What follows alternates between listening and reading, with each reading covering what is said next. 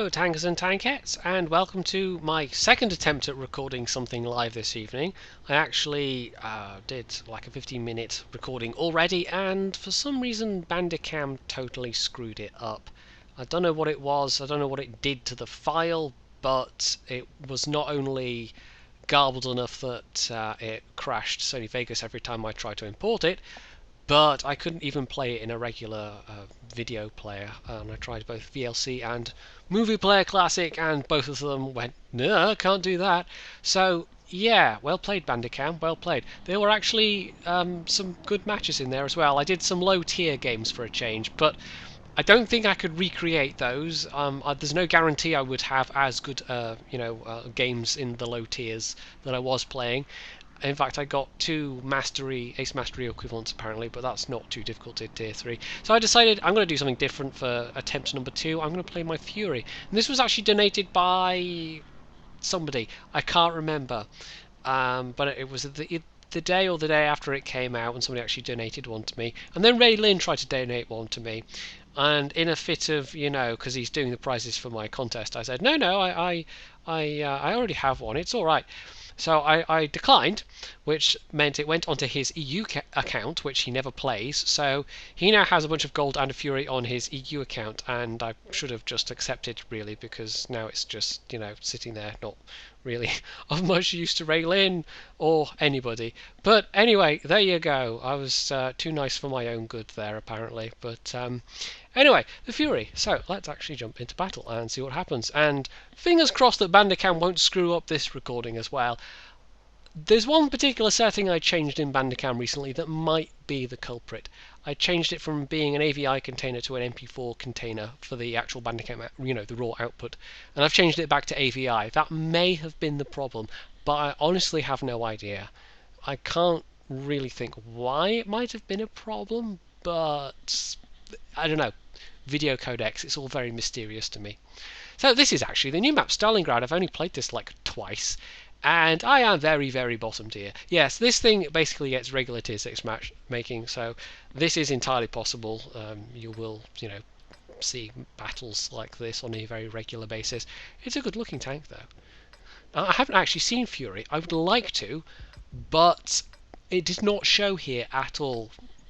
Having said that, we have one cinema screen on the entirety of the islands, and apart from those times when we have the mobile cinema visit, which it doesn't that often these days because we now have a cinema screen of our own, it means that there is a kind of a limited number of films and a limited number of showings that the arts centre can actually put on at any given time.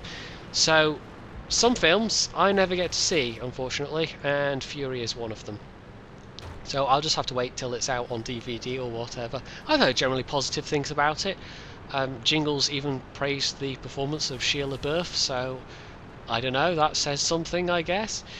So I had a poke around in this map on just in a training room with some circlings, and it's, like a lot of maps, there's a kind of a left flank and a right flank that are quite permeable. Just the nature of the map means that it's very easy to get around and to flank people that are alone, potentially. There's also, there's bits in the middle that you can fight over. There's some very nice hull down positions, but it kind of seems like, and this is just, very preliminary sort of thoughts, it seems like you want to generally go with the bigger group of your team and try and push, basically. Try and make that the main thrust. But when you're tier 6, oh hello, yes, I think I got seen, it's kind of difficult. Yeah, I'm not quite sure why the SU-100 wanted to... I don't know if the shot I took was meant for the SU-100, but yeah, I can try getting a bit more forward, try and get a bit more flanky, but that's a word, right? The thing is, I'm in a tier 6, and there are quite a lot of tier 8s, so unless I get lucky... Ooh. Oh, that bounce! You know where that probably bounced? I expect it hit that helmet and it bounced off the helmet. That seems like alright. So, yeah. Now the thing is, although it's a good map for flanking, you have to be flanking with company because you could very easily get counter-flanked, so I mean, this looks very static. There's a lot of stuff on the other side. I might be able to do what the Panther 2's doing, and try and get round behind the lone Lerva and KV-85 that are in the middle there, and maybe cause a bit of havoc that way. But yeah, this is not really good matchmaking for this tank on this map. It's not really what I want to, where I want to be. This is one of the hold down positions, by the way, looking down across the square. There's also, I'll be driving past it, so we'll be able to see, but it's quite a nice position where you can basically drive out into the, and it's mirrored on the other side as well. You can kind of drive out into the square, but you can't drive back. So this pile of rubble is a pile of rubble like it on the other side where you can go over. I don't think we want to do that. Oh, we will have a peek. I'm pretty confident there's no one that's going to shoot me from the other side. I mean, this is risky. There might be tank destroyers or something that are unspotted, but this is incredibly risky. Having said I'm not going to go over, I'm now going to go over. Oh, it's an ISU. Yeah, oh, I've been spotted. Hello. What by? That's not good. T-44 maybe is around somewhere. That ISU. That's a problem. That is distinctly a problem. I could go and help the Rheinmetall. Can I get safely? I think so. Safely through here. Oh, that shot there. So yeah, it's an Easy 8. It's not quite an upgraded Easy 8, but it's not too shabby. If I get behind the ISU, that could be good. But there's still a T-44 around. Question is, will he know I'm coming? Because he could just one-shot me. Even when I'm full health, he could just one-shot me really easily. Yeah, I don't think we're winning this one. This is one of those situations. I mean, sometimes if you're in a bottom tier, you can do quite a lot. But generally, it's dependent on your team. Right, I've played the ISU enough to know it turns like a pig, but he's managed to get to cover, so abort, abort, abort. I might get to do some damage before I die, but we're down to the last 4 tanks and me, so yeah, this is it pretty much. I do like that they've... Oh, that's a bit of a slowdown. It's not possible to get stuck on the trenches, and that's quite nice, because that could be very frustrating if you're playing this map and just constantly getting stuck on the trenches. Is he going to pop out? Can I maybe get around here? Maybe. Yeah, I'm not just going to get nailed in the butt for, you know, 50 bazillion damage. Oh.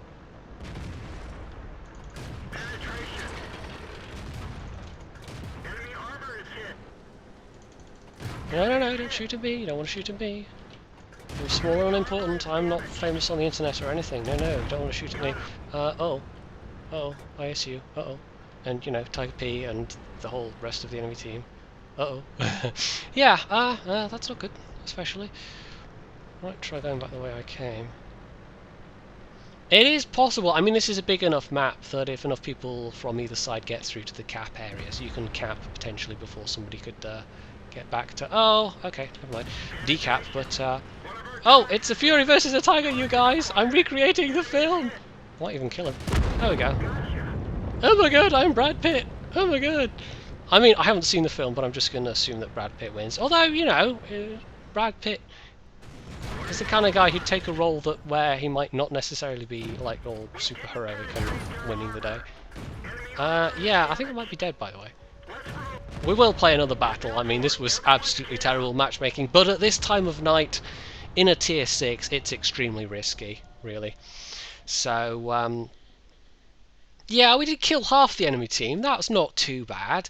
And to be fair to really everyone on my team, this is a brand new map. Nobody really knows what they're doing so far. Even having spent half an hour with a bunch of circlings poking around on the map, I still don't really know what I'm doing that well. Most of that was just kind of like, oh, I'm going over here and I'll see what happens.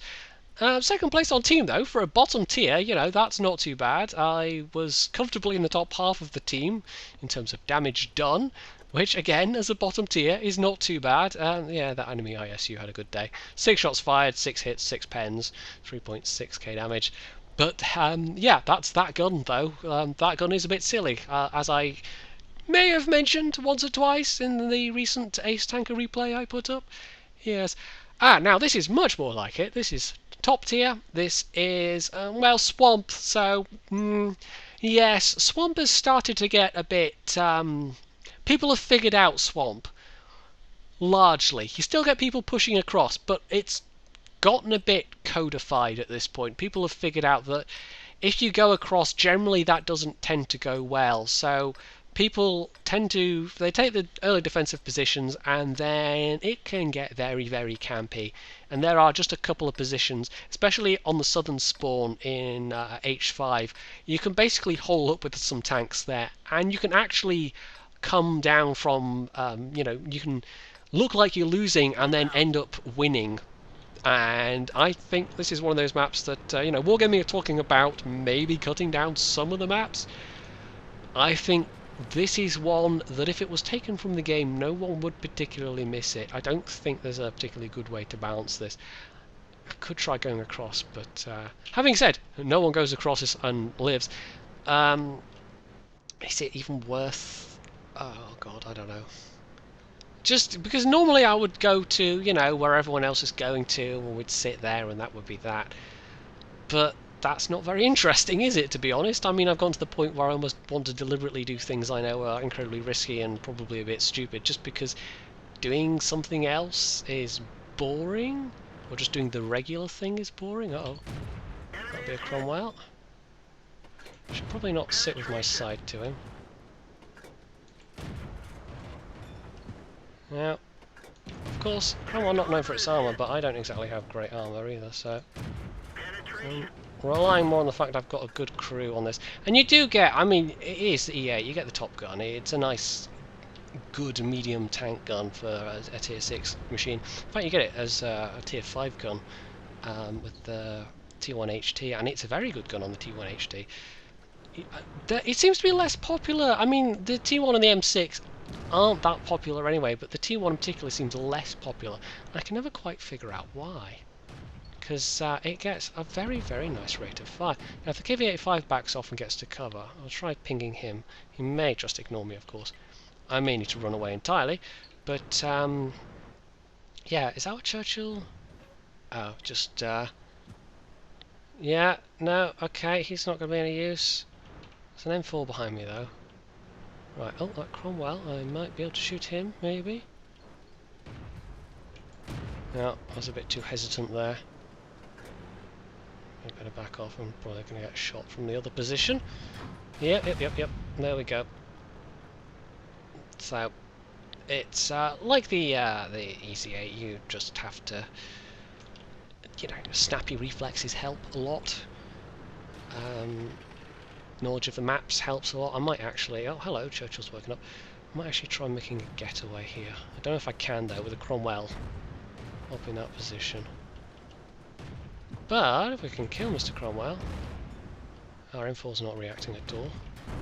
There's also an SU-100 in the middle somewhere. We're a bit painted into a corner. Maybe.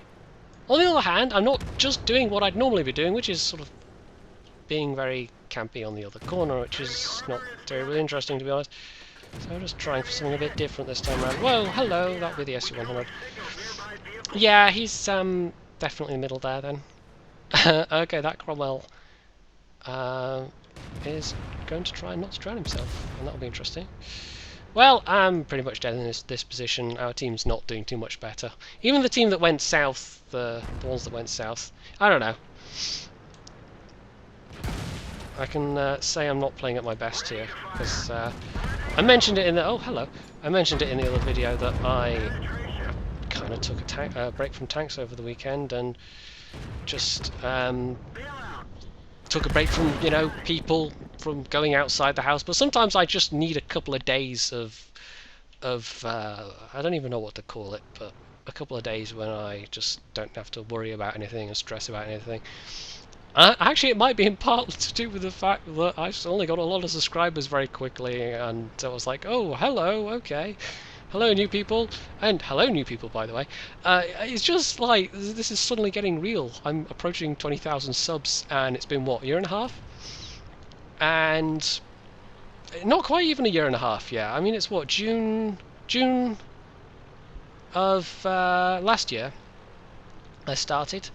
So we're approaching a year and a half, but actually not even quite at a year and a half yet. And it's all gone, sort of relatively quickly, and then we have a very big jump in subscribers all at once, thanks of course to Jingles.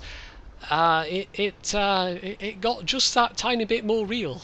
And it's funny because yeah, I know, I'm just watching the rest of this. We'll see how it goes. It's funny because oh, he's got the derp. I kind of started doing all this. I mean, I've talked about it in the Q&D videos. I kind of started doing all this because I was playing the game a lot anyway, and because of the involvement with Circon streaming, and also just being unemployed and having a lot of spare time on my hands, basically. And doing a channel, you know, it actually does take a lot of time, especially if you're putting out a lot of content. One of the channels I follow, called Many a True Nerd, who has himself recently hit 20,000 subs. You should go and check him out, by the way, if you like kind of gameplay, you know, like Let's Play series, but challenge Let's Play series, I'll put it that way. He's very good at that, and he's quite funny. But he basically is, you know, he has a full-time job, and he started doing his channel as a hobby. And it's gotten to the point for him where he's actually now, he's basically made himself, you know, he's got on Patreon and said, you know, if people want to support me this way, because he would like to go part-time with his job and spend more time on the channel, because you can't really have a full-time job and do a YouTube channel that has a lot of regular content on it. It just is quite time-consuming. So, you know, that I think listening to his kind of vlog video, and it sounded like it was getting, this tog's bouncing a lot, by the way. It was getting quite real for him in terms of, you know, oh, this might be a thing I could actually do, you know. And it's kind of getting that way for me as well, and it's kind of a bit like, you know, oh, this might actually be a thing I could properly make a living out of. And it would only be, oh, hello, you've got this short derp, or are you just poking it in a rock? No, you're just poking it in a rock, okay. Yeah, wow, my brain just did not catch up there for a moment. I've only had one, you know, air quotes, proper job in my life, and I quite enjoyed it. You know, I liked working with the people I worked with, but it's just been ever since then. You know, I lost that because basically they didn't have the funding to keep on my position, and ever since then it's just been, you know, looking for work otherwise, and rejection after rejection after rejection. So doing the channel's been quite refreshing, really, because it's the opposite of rejection. It's people actually subscribing and going, hey, I really like your content. And when you get 50 million, well, not 50 million, but, you know, you just get constant rejections, or you don't even hear anything. And this is basically, by the way, how this is played out now. This is how this map does play out an awful lot now.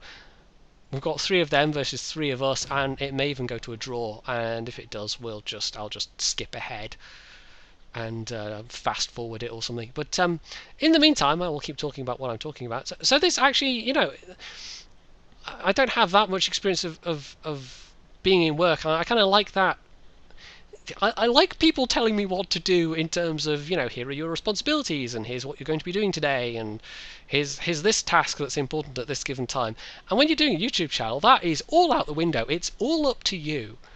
And so it's a little bit unnerving, really, and a little bit nerve-wracking. And when you jump several thousand subscribers at once, it just gets that tiny bit more so, because it's like, okay.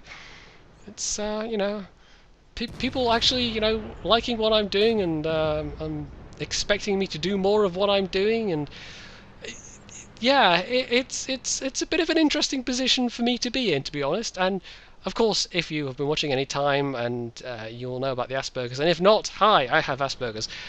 That also is, you know, interesting in that I'm somebody who doesn't generally like dealing with other people a lot. And suddenly here are many thousands of people who, you know, interact with me in some way, you know, or not all at once, but you know, I get messages in game, and I get lots of comments under videos now, compared to, you know, when you first start out, every comment is precious, and now it's like I still try and look through the comments, and I still respond to comments, but it can be, you know, it used to be, oh, I'll spend 30 seconds looking at my comments, and there, I'm done. I've looked at all the comments, and now it's like 15 minutes later, I'm you know, finally finished replying to, you know, just the comments I've gotten from a single video. So it's been quite a change of pace, and it's all been very interesting, and I hope to continue doing it because unemployment sucks, and it would be nice to support myself doing something that I'm actually kind of enjoying doing, and also that it's a challenge. It is not a comfortable thing for me to be doing what I'm doing with all this video stuff. So yeah, I'm in an interesting place right now. So that's a very very kind of roundabout way of my explanation as to why I did really take a couple of days off over the weekend. I gave myself a long weekend because I was like, oh, okay, just need to be alone for a few days. But yes, I am enjoying it though, even if it is occasionally a bit kind of. I feel like the dog, the meme picture with the dog and the keyboard and the text that says, I don't know what I'm doing. So, yes, but I suspect that's most adults on, most days. So yeah, I didn't really mean to be nattering on about all of this that I have been nattering on about, but I just kind of somehow got onto the subject. And by the way, this is exactly what I was talking about with this map. We were losing, or well, it was, shall we say, it was close, and it's now come down to 3 versus 1. It does not really work anymore, this map, does it? I mean, I don't know how you could actually change this to make it work, to be honest.